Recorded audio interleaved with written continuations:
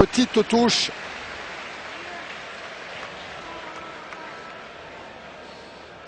Occupation du terrain côté français. On sort de la pression par cette passe sur la latéralité, c'est bien.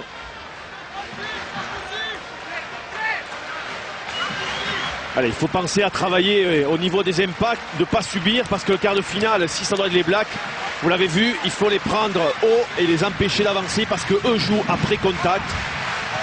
C'est un bon moyen aujourd'hui de le travailler. Nyanga a pris ce ballon. Percussion de Josion. Mignoni. Betsen. Bien bloqué, Serge Betsen, mais quand je dis bien bloqué. Et une percussion de Jérôme Thion sur le joueur géorgien sans ballon. Ce qu'on appelle un écran. Ça sera logiquement pénalisé par M. Lewis. Blessure à indiquer. Tiens, on va revoir la faute, Thierry. Voilà, voyez, voilà, c'est Kvirikashvili percuté par Jérôme Thion. Donc là, il y avait un gros plaquage de Messuradze sur Serge Betsen. Messuradze qui lui joue à Nantes. Oui, mais vous voyez, s'il l'avait gardé sur la partie haute, Betsen n'aurait pas pu avoir les mains libres pour transmettre ce ballon. L'agressivité était là, la technique de plaquage, non. Tant mieux pour nous d'ailleurs. Kvirikashvili, toujours contre le vent, trouve quand même une touche au-delà de la ligne médiane.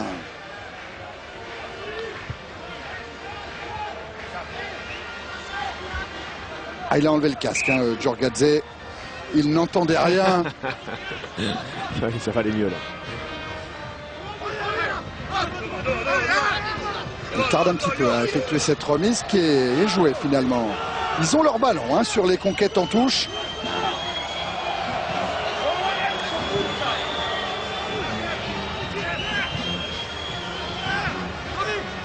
Abousiridze, Kvirikashvili va croiser. Non, c'est direct. Et comme il n'est pas dans ses 22, il fallait que le ballon rebondisse une fois dans l'aire de jeu avant de sortir. Ça n'a pas été le cas. On revient de là où le coup de botte a été donné pour une touche lancée français. Alors on va rester à 8 côté français pour justement fixer tout ce paquet géorgien et libérer des espaces là-bas pour Boxis et ses trois quarts. Jérôme Thion dans l'alignement, mais c'est Nyanga qui encore est sollicité. Allez, il est parti, small pénétrant. Ouais, écroulé par les Géorgiens, c'est formellement interdit. Oui, mais si ça continue comme ça, M. Lewis, il faudra sortir le jaune, et c'est ce qui va expliquer, peut-être. À Dide Boulidze. Faites attention, lui a-t-il dit. Dide Boulidze, c'est le plus vieux joueur sur le terrain, 37 ans. Alors sur les pénalités, pour les gens qui découvrent le rugby, on n'a pas le droit de charger le botteur ou le buteur.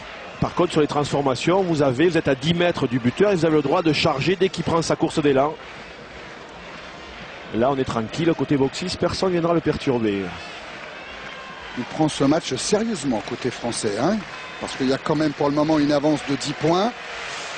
Mais Boxis à 40 mètres des perches joue quand même cette pénalité au pied. Et il le fait bien, il est à 100%, Lionel Boxis. 13-0 pour l'équipe de France.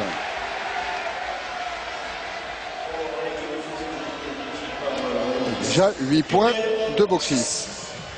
Je trouve bizarre qu'on se trouve si loin à la ligne des 10 mètres côté français alors que l'on a le vent contre. Il faut se rapprocher un peu plus de la ligne. Vous voyez comme quoi on est obligé d'avancer après. La preuve. Oui, on ne prend pas un ballon sur les renvois, il va falloir corriger ça. On a du mal à lire les trajectoires, même si Nyanga a réussi à récupérer ce ballon qui va revenir aux Géorgiens avec Abousiridze. Ouais, le départ de la troisième ligne, mais Messuradze. Kvirikashvili saute son premier centre pour alerter Gigori. C'est le 10 français qui a été sanctionné. Abousiridze a joué rapidement. Il attend le soutien. Avec un avantage à venir pour la Géorgie. Regardez, on va partir au ras. On va aller défier le mur défensif français. Voilà. Mais comme ça ne progresse pas, l'avantage n'est pas profitable. On revient à la faute et à la pénalité. Effectivement, vous voyez le petit mouvement de la main droite de l'arbitre, M. Lewis, qui explique que quand on est au sol, on ne joue pas le ballon et on doit sortir de la zone pour le laisser libre, qu'on soit plaqueur ou qu'on soit celui qui est plaqué. Eh ben, on va voir Kvirikashvili dans ses œuvres. Lui qui a déjà inscrit 23 points dans cette Coupe du Monde, dont 15 contre la Namibie. Joueur de Pau, qui avait été en 2003 le plus jeune joueur de la Coupe du Monde. Il avait alors 19 ans. Mais dans cette Coupe du Monde, ici en France, sa réussite est moyenne. Un taux de réussite 50% sur les pénalités. C'est pas beaucoup. Une Coupe du Monde, c'est faible.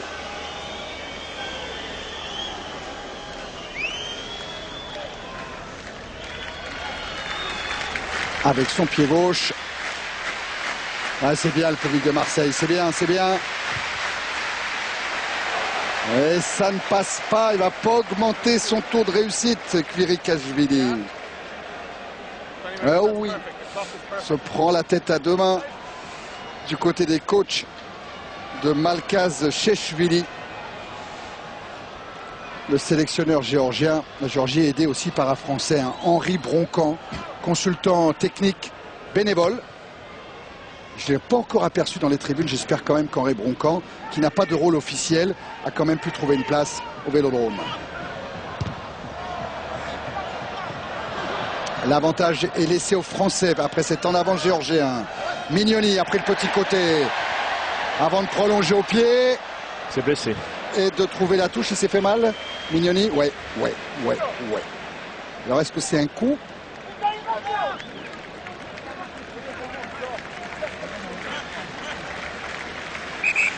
Là, oh là là, ouais. C'est peut-être pas un coup. Ouais, aïe, aïe, aïe. C'est plus sérieux que ça, j'ai l'impression. J'ai peur. Parce que jusque là, il allait bien. C'est Ischio. Ouais, Ischio, ouais. Est-ce qu'il aurait fait une petite déchirure comme Jason Robinson? Ça m'étonnerait pas. Ouais.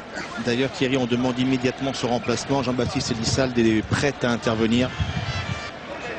Là, il sort, Pierre. Ah, c'est un coup dur pour Mignoni, qui avait déjà été blessé lors de la Coupe du Monde 1999.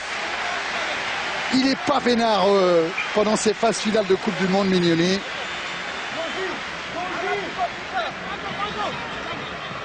Jean-Baptiste Elissalde est déjà entré sur la pelouse avec une prise de balle de Chikadze.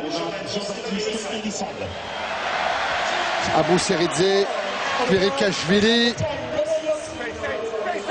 Ce ballon ne sortira pas. Aurélien Rougerie avec Poitrenol en avant.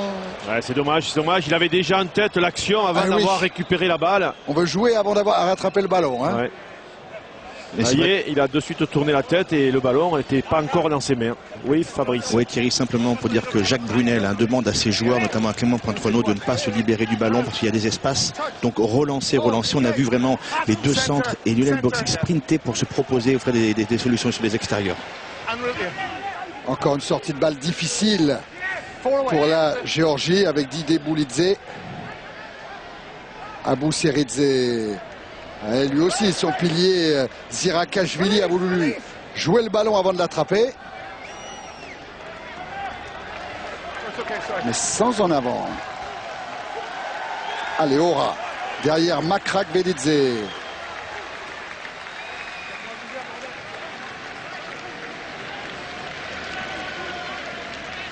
On va repartir autour du Ruchadze. Peu de Français sont consommés au sol au moment où il y aura un passage à vide. Un écran. Ouais. Écran entre les deux centres géorgiens. On va revoir. Voilà, hop, vous voyez. Djigori. Alors, est-ce qu'on prend avec le VAR la pénalité et les points ou on va chercher plutôt la touche? On va prendre les points. Oh oui. Il peut. Alors Boxis, à l'entraînement, il en a réussi de plus de 60 mètres des pénalités en match. Je crois que son record doit être quelque chose comme 55 mètres. Il racontait cette semaine, Lionel Boxis, qu'il a appris à buter tout petit. Son papa, qui jouait bien sûr au rugby, tapait, tenez-vous bien Thierry Lacroix, vous qui avez été un très bon buteur. Son papa tapait de 60 mètres, pieds nus. Pas mal, hein? Oui, oui. Faut avoir un solide coup de pied, hein? Oui, puis des corps aux pieds peut-être aussi pour avoir la... Parce que ça fait mal quand même, pieds nus. 52 mètres. Lionel Boxis, c'est dans ses cordes adossées au vent de Marseille. Un ballon qui part bien, qui va passer. Bel exploit de Boxis. Vous avez vu dans la frappe, hein, vous avez vu dans la frappe le côté facile, sans forcer, bien en rythme de Boxis. Magnifique, allez, poum, voilà, le ballon monte, monte, monte et va finir juste derrière, voilà, au milieu des pagelles. L'attitude parfaite, hein, il traverse bien la balle et c'est reparti avec une prise de balle française cette fois sur le renvoi. Voilà, l'arbitre s'est excusé, il a sifflé trop tôt. My fault, c'est ma faute, dit-il, et donc il donne la mêlée introduction française. C'est bien d'avoir des arbitres comme ça qui ne sont pas des dictateurs mais qui sont là pour le jeu, pour expliquer, pour faire corps avec ces 30 joueurs, plus que pour avoir un côté un peu gendarme, c'est bien. Introduction Lissalde. Ça progresse côté français. Mais on s'est relevé en première ligne. Donc la mêlée sera à refaire. Ouais, avec le vent, c'est pas la peine d'essayer trop de force dans ces phases de combat. Donner le ballon à Boxis ou à Poitrenaud ou même à Josion dans l'alternance du jeu au pied parce que peut-être que Boxis va commencer à avoir la pression des troisième lignes géorgiens. Non, mais la troisième ligne géorgienne, Thierry, elle est bien collée au paquet parce que la mêlée est en difficulté. Le départ de Julien Bonner.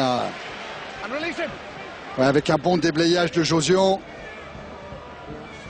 Et le voilà, Boxis, toujours ce ballon magnifiquement brillé. Oh, quel coup de pied!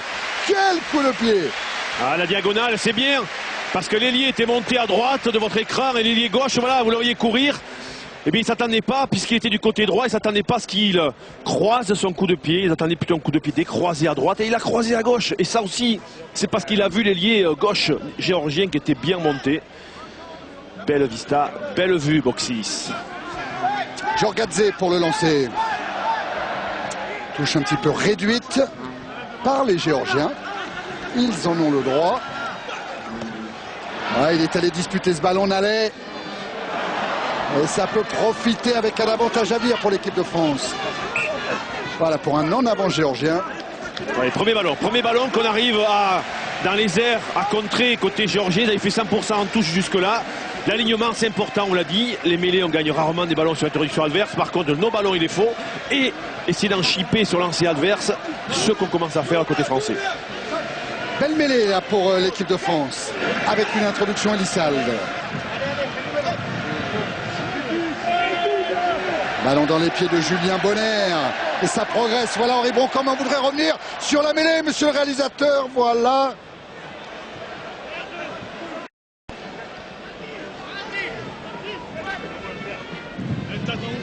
Ballon sorti pour Kvirikashvili.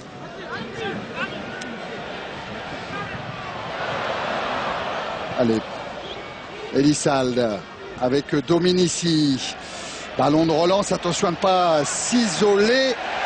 Josion est venu à hauteur, puis Thion maintenant. Betsen s'est arraché. Bruno cherche du soutien. Allez, ça continue à rebondir côté français. Dominici est pris, il libère ses bras pour Josion. Oui, c'est bien, le jeu après contact, c'est bien, c'est parfait. Ouais, talonnage à la main, on le voit. Allez, vite joué par Elissalde.